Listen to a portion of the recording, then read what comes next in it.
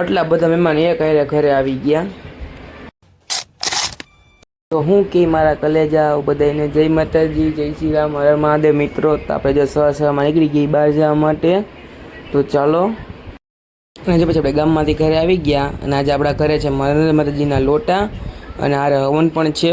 તો જો આ માતાજીના નરેન્દ્ર માતાજીના લોટા છે, આ એમાં તૈયારી છે, પૂજનની બધી કરાવે છે। તો ચાલો આપણે ઘરે ધ્યાન રાખીએ ને પછી દર્શન કરીને પછી જો હવે થઈ ગયો આરતીનો સમય। તો જો આરતી માટે બધા ઊભા થઈ જઈએ ને જો આરતીની થાળી દીવો પ્રગટાવી દીધો આપણે ને ચાલો હવે આરતી કરી લઈએ। મોટા બાપુ ને મોટા મમ્મી બંને આરતી કરે છે ને જો પછી અહીંયા બાજુમાં અમારા ઘરે નરેન્દ્ર માતાજી મઠ છે, ત્યાં પણ આરતી કરવી છે। ચલો ને તમે પણ કોમેન્ટમાં જય નરેન્દ્રમાં લખતા જાજો બધાય।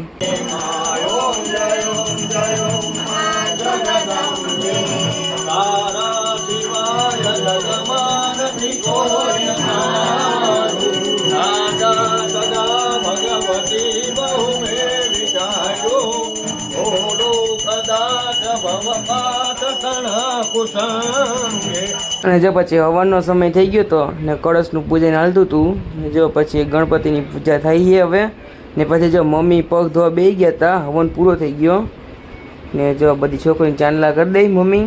તો ચાલો પછી તમને મળીએ આપણે કંઈક નવામાં ને પછી જો આપણે હતું જમણવાર એટલે જે બધી વસ્તુ હતી ને માણા બધા બેસી ગયા હતા અને અડધા ઊભા હતા ને આપણે જો પીરસવામાં હતા ને પછી જો બધી પતી ગયું બપોર આપણે સૂઈ ગયા હતા ને ઉઠ્યા પછી મસ્તની ચાઇનીઝ ભેળ અને મંચુરિયન લઈ આવ્યા હતા।